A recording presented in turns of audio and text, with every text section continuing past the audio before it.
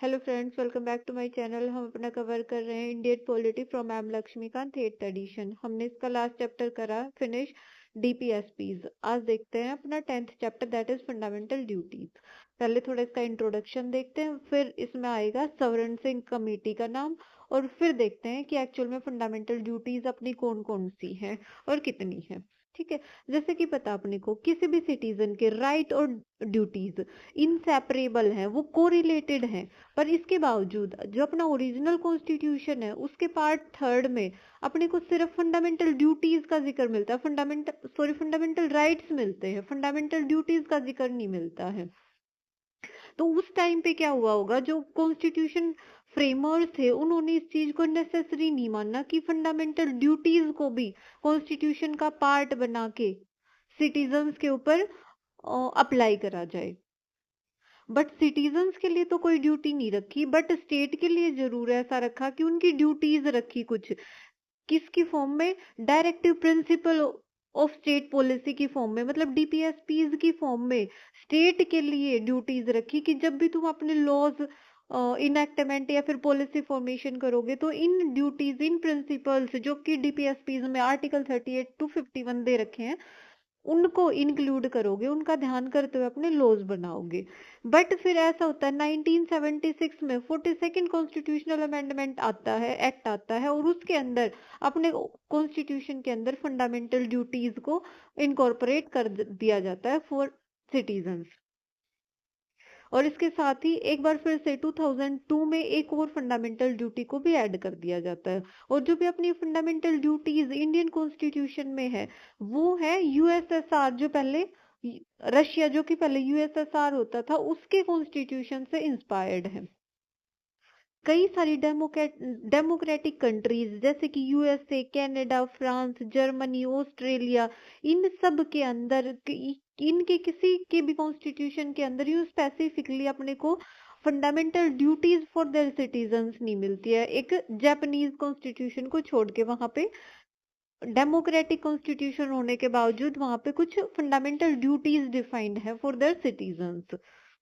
तो अगर मान लो ओरिजिनल कॉन्स्टिट्यूशन के अंदर ये नीड नहीं मानी गई कि फंडामेंटल ड्यूटीज फॉर सिटीजन्स होनी चाहिए, अगर फंडामेंटल राइट्स हैं तो ये जरूरत कब पड़ी और कैसे बनी, तो वो देखते हैं। 1976 में कांग्रेस पार्टी ने एक कमेटी फॉर्म करी, सवर्ण सिंह कमेटी। उसकी रिकमेंडेशंस के उसको ये काम दिया गया कि फंडामेंटल ड्यूटीज के बारे में रिकमेंडेशन दो कि उनकी नेसेसिटी है या नहीं है। और ये सब चल रहा था अपना, जो इंटरनल इमरजेंसी लगी हुई थी 1975 से लेके 1977 तक, उसके बीच की ये बात चल रही है। तो फिर सवर्ण सिंह कमेटी ने रिकमेंडेशन दी कि हाँ, अगर फंडामेंटल राइट्स हैं फॉर सिटीजन्स तो फंडामेंटल ड्यूटीज भी इम्पोज होनी चाहिए।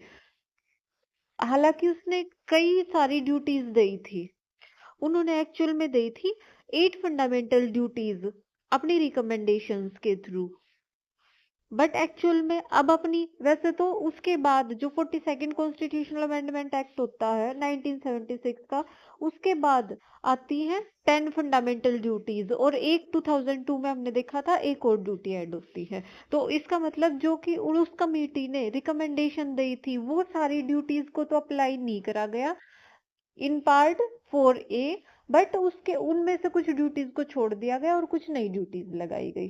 ठीक है, तो अब यूं देखते हैं कि एक्चुअल में लिस्ट ऑफ फंडामेंटल ड्यूटीज में कौन कौन सी फंडामेंटल ड्यूटीज एक्चुअली अपने कॉन्स्टिट्यूशन के अंदर है। तो जो भी अपनी फंडामेंटल ड्यूटीज है वो कहाँ पे रखी गई हैं, वो पार्ट 4A के अंदर। पार्ट 4, सिर्फ 4 का जिक्र करते हैं तो पार्ट 4 में क्या था, हमने देखा था डीपीएसपीज अंदर किसके अंडर आते हैं, वो पार्ट 4 में आते हैं। बट जो ये कॉन्स्टिट्यूशनल अमेंडमेंट एक्ट हुआ 42nd, इसके अंदर नया पार्ट 4A डिस्क्राइब करा गया और उसके अंदर रख दिया गया फंडामेंटल ड्यूटीज, और सारी की सारी 51A आर्टिकल के अंदर डाल दी गई। जो भी अपनी 10 ड्यूटीज तो उस टाइम पे डिफाइन थी, और एक फिर 2002 में एक और ड्यूटी आई थी एजुकेशन से रिलेटेड, तो वो सारी की सारी 51A आर्टिकल के अंदर कवर है। तो देखते हैं अपनी फर्स्ट फंडामेंटल ड्यूटी कौन सी है। ये सारा इधर वही दे रखा है कि कहाँ पे ये इंक्लूडेड है। ये आर्टिकल 51A के अंदर कवर है, जो भी अपनी फंडामेंटल ड्यूटीज है। और इनकॉर्पोरेट एडेड कब करी गई थी? 42nd constitutional amendment act of 1976 के अंदर। कि अगर सिटीजन्स अगर अपने फंडामेंटल राइट्स को एंजॉय करते हैं तो इन उनकी ये रिस्पॉन्सिबिलिटी बनती है कि वो कुछ उनकी कुछ अपने नेशन के लिए कुछ ड्यूटीज भी हों। ठीक है। और 86 कॉन्स्टिट्यूशनल अमेंडमेंट एक्ट के थ्रू 2002 में एक और फंडामेंटल ड्यूटी ऐड करी गई, जो कि एजुकेशन ऑफ चिल्ड्रन से रिलेटेड है। ठीक है। तो फर्स्ट फंडामेंटल ड्यूटी कौन सी है? 10 तो वही अपनी शुरू में होगी थी, और वन और फंडामेंटल ड्यूटी हुई अपनी 86 कॉन्स्टिट्यूशनल अमेंडमेंट एक्ट के थ्रू। तो इनको हम वन बाय वन देखते हैं। फर्स्ट में कह रहा है to abide by the constitution and respect its ideals. हम ना इसके अलग अलग टर्म्स को देखेंगे कि एक्चुअल में ये क्या कहना चाह रहा है। कई बार नहीं हो जाता इसको एक्सप्लेन करना, इसको इंटरप्रेट करना थोड़ा मुश्किल हो जाता है। तो हम देखते हैं इसको क्या क्या मतलब किस वर्ड से इसका क्या मतलब है। देखो की वर्ड्स इन इसने क्या क्या दे रखे हैं। To abide by the constitution and respect its ideals, मतलब ये आइडियल्स में किन किन चीजों को ले रहा है। एक तो ये देखेंगे एंड इंस्टीट्यूशंस और national flag and national anthem. की कह रहा है कि अबाइड बाय द कॉन्स्टिट्यूशन मतलब इसके कॉन्स्टिट्यूशन में जो भी रूल्स हैं उनको अच्छे से फॉलो करना। अबाइड करने का मतलब यहाँ पे ये हो गया। और रिस्पेक्ट इट्स आइडियल्स, कॉन्स्टिट्यूशन के आइडियल्स। कॉन्स्टिट्यूशन के आइडियल से इसका मतलब है कि कोर वैल्यूज, गाइडिंग प्रिंसिपल्स, या फिर मतलब एक नेशनल विजन की क्या करना चाहते हैं स्टेट के अंदर, कंट्री के अंदर, किन चीजों को एक गाइडिंग प्रिंसिपल की तरह मानना चाहते हैं। कोर वैल्यूज कौन सी है? तो वो क्या हो गए? कॉन्स्टिट्यूशन के आइडियल्स। एग्जाम्पल ले तो जैसे जस्टिस, इक्वालिटी, लिबर्टी, फ्रेटर्निटी, ये सब क्या है? ये कॉन्स्टिट्यूशन में एक आइडियल की तरह ही तो देखते हैं हम कि इक्वालिटी पूरी कंट्री में मतलब जो भी सिटीजन्स हैं उनके अंदर इक्वालिटी होनी चाहिए, या फिर उनके अंदर इक्वालिटी की फीलिंग होनी चाहिए। तो रिस्पेक्ट करना, आइडियल्स ऑफ कॉन्स्टिट्यूशन।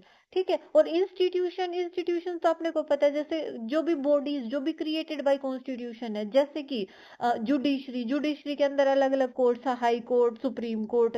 लेजिस्लेचर मतलब पार्लियामेंट, या फिर स्टेट की तरफ से देखे तो स्टेट लेजिस्लेटिव असेंबलीज, काउंसिल। ठीक है। और एग्जीक्यूटिव वगैरह जो भी बॉडीज कॉन्स्टिट्यूशन के थ्रू क्रिएटेड है, तो उन सब की वैल्यू करना, उन सब की रिस्पेक्ट करना, ये अपना। और इसके साथ साथ जो भी अपना नेशनल फ्लैग है, नेशनल एंथम है, इन सब की रिस्पेक्ट करना। तो ये सबसे पहले अपनी फंडामेंटल ड्यूटी है। ठीक है। अगर इसमें कोई डाउट हो तो कमेंट सेक्शन में डाल देना। तो मेन यही है कि जो भी आइडियल्स है, आइडियल्स बोले तो ऐसे वैल्यूज, कोर वैल्यूज जैसे जस्टिस, इक्वालिटी, लिबर्टी, फ्रेटर्निटी, इन सब की रिस्पेक्ट करना, इनको इंटरनलाइज करना, फॉलो करना अच्छे से। और इंस्टीट्यूशंस मतलब जो भी इंस्टीट्यूशंस के थ्रू जो भी उनकी रनिंग है, जो भी उनके वर्किंग है, जो रूल रेगुलेशंस है, उनको अच्छे से फॉलो करना, ताकि वो अच्छे से एक ऑर्डर मेंटेन कर पाए सोसाइटी के अंदर, कंट्री के अंदर। और नेशनल फ्लैग की रिस्पेक्ट करना, नेशनल एंथम की रिस्पेक्ट करना। तो सबसे पहले फंडामेंटल ड्यूटी अपनी यही है। अब सेकंड में क्या कह रहा है? To cherish. हम हर एक फंडामेंटल ड्यूटीज को कुछ इस तरीके से ही देखेंगे कि जितना ब्रेक करके देख पाए, अपना उस तरीके से एक्सप्लेन करे जितना जरूरी हो। क्योंकि कई बार ना क्वेश्चन डाल देता है, मतलब 4 ऑप्शन दे दे, 1 2 3 4, और उस 4 के अंदर कुछ तो डीपीएसपीज डाल दे, कुछ फंडामेंटल ड्यूटीज डाल दे, और उनमें से ऑप्शन दे दे कि बताओ इनमें से फंडामेंटल ड्यूटी कौन सी है और डीपीएसपीज की तरह कौन सा है। ठीक है। तो एक बार जितना एक्सप्लेन हो सकता है उतना देखते हैं। तो सेकंड में क्या कह रहा है?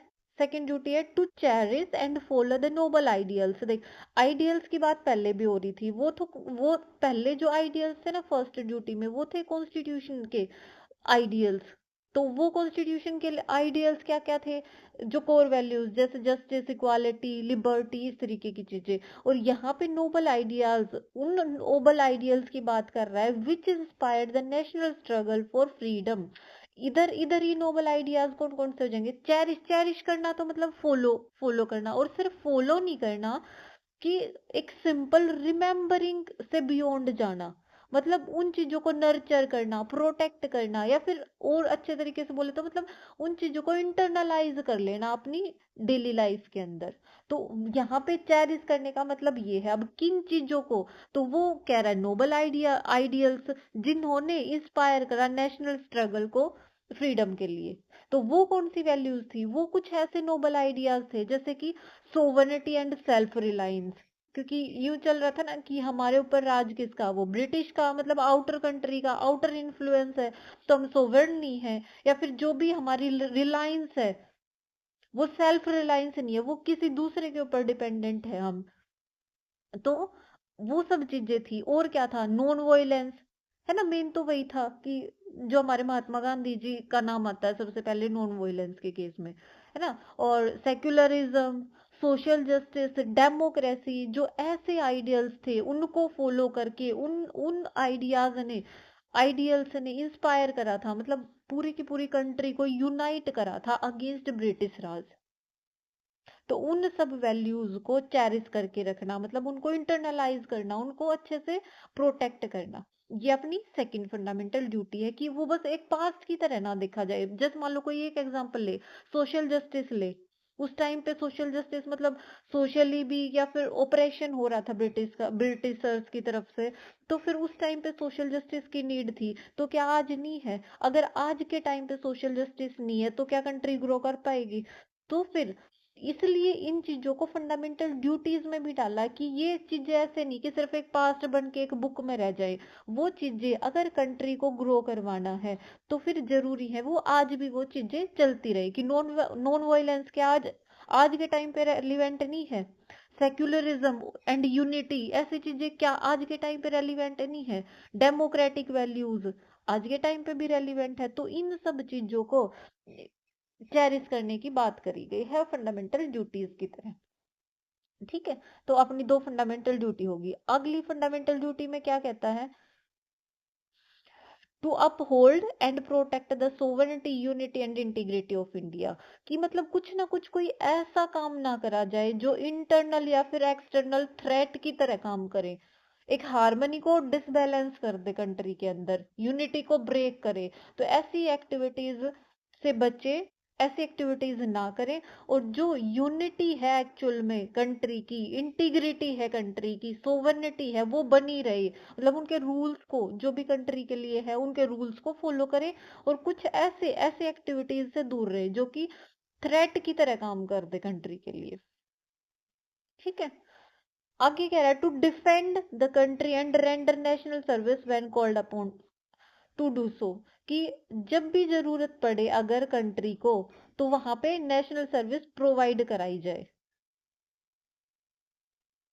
ये ड्यूटी एक्चुअली में क्या करा रही है, ये रिमाइंड करा रही है सिटीजन्स को कि नेशन को प्रोटेक्ट तो करना है, पर ये कोई इंडिविजुअल या फिर स्टेट या गवर्नमेंट की रिस्पॉन्सिबिलिटी नहीं है, कलेक्टिव रिस्पॉन्सिबिलिटी है पूरे के पूरे नेशन की, को इसको कि इसको डिफेंडेड रखना है।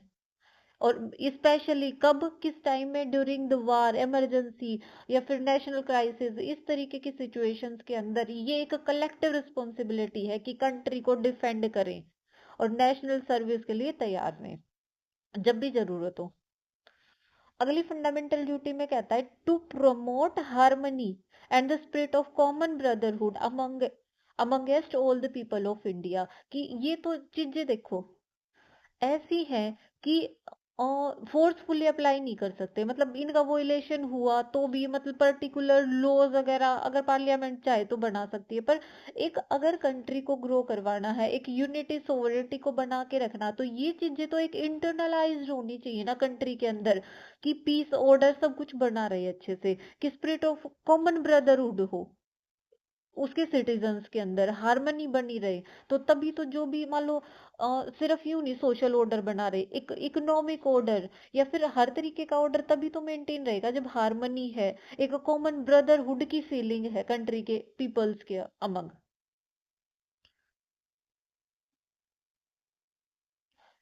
मतलब उस टाइम पे ऐसी चीजें छोड़नी है, जैसे रिलीजन के बेस पर यूं नहीं कि कॉमन ब्रदरहुड, मतलब रिलीजन अगर किसी का अलग है तो फिर वो यूं नहीं कि ये डिफरेंट रिलीजन का, ये डिफरेंट कास्ट का है। अगर ये देखना कि नेशन के अंदर है, सब सिटीजन्स है, तो उनके अंदर कुछ ब्रदरहुड की फीलिंग होनी चाहिए। ये अपनी एक फंडामेंटल ड्यूटी है।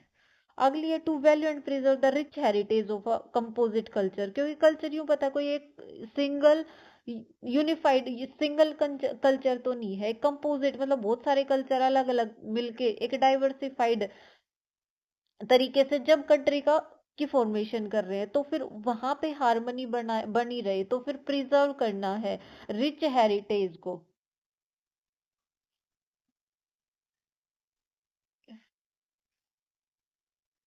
आगे फंडामेंटल ड्यूटी है to protect and improve the natural environment including forest, lake, river, wild life and to have compassion for live creatures. यहाँ पे किस तरीके की बातें कर रहा है वो, यहाँ पे इस फंडामेंटल ड्यूटी के अंदर वो इन्वायरमेंट प्रोटेक्शन की बात कर रहा है, क्योंकि एक कंट्री के अंदर रह रहे हैं तो इन्वायरमेंट में ही तो रहेंगे ना।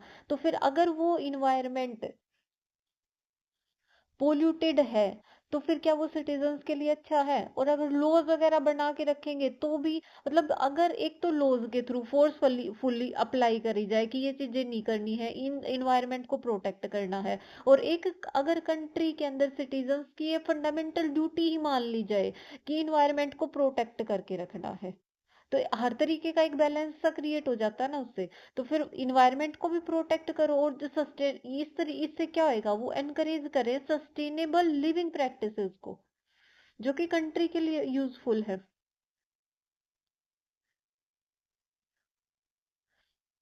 और साइंटिफिक टेम्पर बना के रखना, एक ह्यूमनिज्म की फीलिंग रखना, spirit of inquiry and reform, क्योंकि एक मॉडर्निटी लेके आए, एक उनके अंदर स्पिरिट हो कि सुपरस्टिशन वगैरह है उनको क्वेश्चन करें, एक थिंकिंग कैसी हो रैशनल, ताकि अच्छे से कंट्री ग्रो कर पाए एक रैशनल बेस पे, एक साइंटिफिक बेस पे, एक प्रोग्रेसिव रिफॉर्म्स वहां पे सोसाइटी के अंदर चलते रहे। क्योंकि अगर सुपरस्टिशंस पे या फिर जो भी अपनी प्रैक्टिसेस चल रही हैं, अगर उनको क्वेश्चन नहीं करें तो नए रिफॉर्म्स कहाँ से आएंगे, एक प्रोग्रेसिव सोसाइटी कहाँ से बनेगी?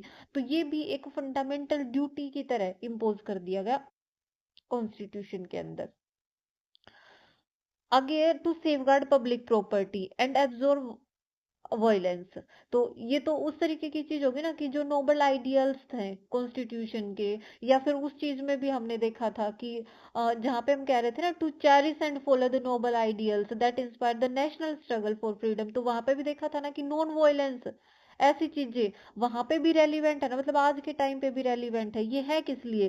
ताकि पब्लिक असेट है जो कंट्री के लिए वो डिस्ट्रॉय ना हो, और एक प्रमोट कर पाए एक पीसफुल बिहेवियर को सिटीजन्स के अंदर। तो ये भी एक फंडामेंटल ड्यूटी की तरह माना गया, क्योंकि ना कहीं इनका बैकग्राउंड क्या था जो फंडामेंटल ड्यूटीज इम्पोज करी, वहां पे था 1976 में करी गई ये 42nd कॉन्स्टिट्यूशनल अमेंडमेंट एक्ट के थ्रू। और अपने को पता 1975 77 ये कौन सा ड्यूरेशन चल रहा था, ये इमरजेंसी का ड्यूरेशन चल रहा था कि कंट्री के अंदर कुछ इस तरीके की चीजें जो नहीं दिखाई दे रही थी वो चीजें होए, कि नॉन वायलेंस ऐसी चीजें फॉलो करी जाएं, एक humanism, spirit of inquiry, reform, इस तरीके की चीजें एक सोशल ऑर्डर बना रहे।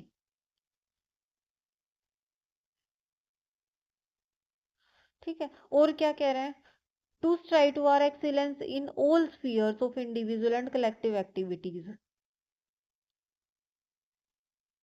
कोई कंट्री कब ग्रो कर पाती है? अगर कंट्री की हायर लेवल ऑफ डेवलपमेंट या फिर प्रोग्रेस को अगर अचीव करना है, तो उसके लिए यूं होना चाहिए ना कि कंटिन्यूअस इम्प्रूवमेंट होनी चाहिए। तो वो किस तरीके से आएगी कि हर इंडिविजुअल कोशिश करे कि हर स्फीयर के अंदर वो एक्सीलेंस को अचीव करे।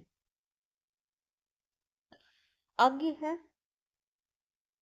तो ये ड्यूटीज तो कहाँ पे इम्पोज करी गई थी? ये थी अपना जो शुरू में 42nd कॉन्स्टिट्यूशनल अमेंडमेंट एक्ट आया था उसके थ्रू आई थी 1976 में। बट जो ये लास्ट वाली ड्यूटी है, ये वाली ड्यूटी आई थी अपनी 2002 में 86 कॉन्स्टिट्यूशनल अमेंडमेंट एक्ट के थ्रू। क्योंकि उस टाइम पे क्या हुआ था,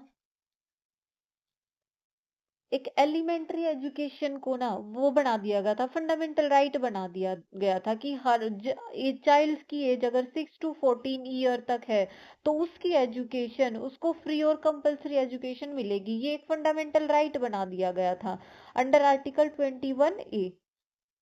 और इसी के साथ साथ ये पहले अपना फंडा ये पहले होती थी डायरेक्टिव प्रिंसिपल के अंदर, आर्टिकल 45 के अंदर कि 6 to 14 ईयर के लिए कोशिश करनी है स्टेट को कि वो फ्री और कंपलसरी एजुकेशन दे पाए। बट उस टाइम पे जिस टाइम पे ये डीपीएसपी में इंक्लूड करी थी, मतलब कॉन्स्टिट्यूशन के फ्रेम होने के टाइम पे, तो इतने रिसोर्सेज नहीं थे कि सबके लिए फ्री और कंपलसरी एजुकेशन प्रोवाइड कर दी जाए कि 14 ईयर ऑफ एज तक। तो फिर वहां पे डीपीएसपी की तरह डाल दिया। बट जैसे जैसे चेंजिंग नीड के साथ और जो रिसोर्सेज चेंज हुए उसके साथ साथ इसको फंडामेंटल ड्यूटीज में इंक्लूड कर दिया। अब अगर ये ड्यूटी बन गई तो डीपीएसपी में क्या हुए, तो वहां पे डीपीएसपी में वर्डिंग चेंज करके जो 16 to 14 ईयर था ना, वहां पे 6 ईयर तक के बच्चों की बात कर दी कि उनको जो भी उनका अर्ली चाइल्डहुड है और अर्ली एजुकेशन है वो प्रोवाइड करने के लिए स्टेट कोशिश करे। तो वहां पे आर्टिकल 45 जो कि डीपीएसपीज में इंक्लूडेड है वो तो वहां पे इंक्लूड कर दिया, हमने कवर करा था ना लास्ट वीडियो में।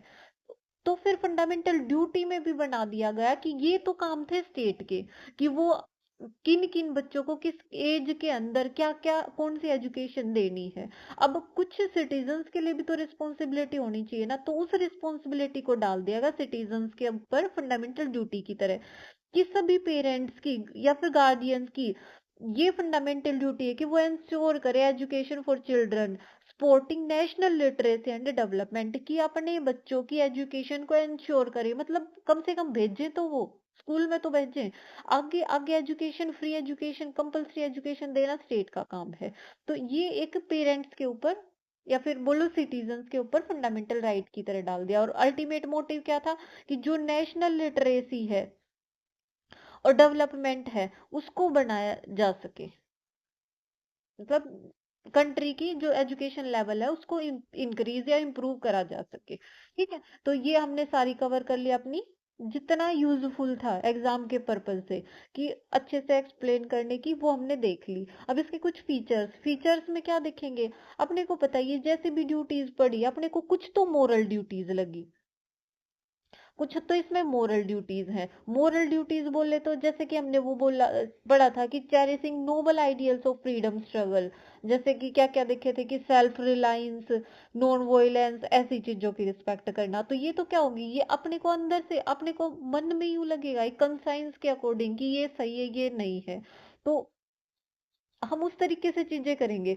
बट इसके साथ साथ जो भी फंडामेंटल ड्यूटीज हैं जैसे कि नेशनल फ्लैग, नेशनल एंथम, इनकी रिस्पेक्ट करना, ये तो कैसे होगी, ये अपनी एक सिविक ड्यूटी होगी। तो जो भी ड्यूटीज है वो दो पार्ट में डिवाइड है, मतलब डिवाइडेड नहीं है, टाइप हो गया ये कंटेंट उनके कंटेंट के बेस पे कि कुछ मोरल ड्यूटीज है अपने को अंदर से लगे कि हाँ ये सही है ये गलत है तो उनको फॉलो करना है, और कुछ अपनी सिविक ड्यूटीज हैं जैसे कि नेशनल फ्लैग, नेशनल एंथम, इनकी रिस्पेक्ट करना। और क्या क्या देखा था कि इमरजेंसी, वॉर, ऐसे सिचुएशंस में जब नेशनल सर्विस की जरूरत हो तो नेशनल सर्विस देना, है ना। तो कुछ इस तरीके की चीजें वो हम डाल देंगे सिविक ड्यूटीज के अंदर। ठीक है, और क्या था, जैसे कि हमने देखे थे फंडामेंटल राइट्स, तीन चीजें कंपेयर करते हैं हम यहाँ पे। एक तो फंडामेंटल राइट्स, एक डीपीएसपीज, और एक ये अपनी फंडामेंटल ड्यूटीज। फंडामेंटल राइट का वॉयलेशन हो तो क्या, ये जस्टिसिएबल है, मतलब अगर वॉयलेशन होता है तो हम कोर्ट में जा सकते हैं। डीपीएसपीज, अगर किसी डीपीएसपीज के थ्रू जो भी अपने को राइट मिल रखा अगर उसका वॉयलेशन होता है तो क्या करें, तो हम कोर्ट में नहीं जा सकते क्योंकि वो जस्टिसिएबल नहीं है। ऐसे ही फंडामेंटल ड्यूटीज हैं, अगर इनका वॉयलेशन होता है इनके लिए हम कहीं कोर्ट में नहीं जा सकते। बट इनके लिए ये वो है कि अगर फंडामेंटल ड्यूटीज को एनफोर्स कराने के लिए अगर पार्लियामेंट चाहे तो वो जिस तरीके का लॉ चाहे वो बना सकती है फंडामेंटल ड्यूटीज को इम्पोज करने के लिए। ठीक है, तो एक्चुअल में कुछ ऐसी ड्यूटीज हैं भी मेनली जिनको हम सिविक ड्यूटीज कह सकते हैं कि उनको इम्पोज कराने के लिए अगर उनका वोलेशन हो रहा है तो फिर कुछ ना कुछ लॉज हैं। जैसे अगर नेशनल फ्लैग की हम डिसरिस्पेक्ट कर रहे हैं तो उसके लिए लॉज हैं।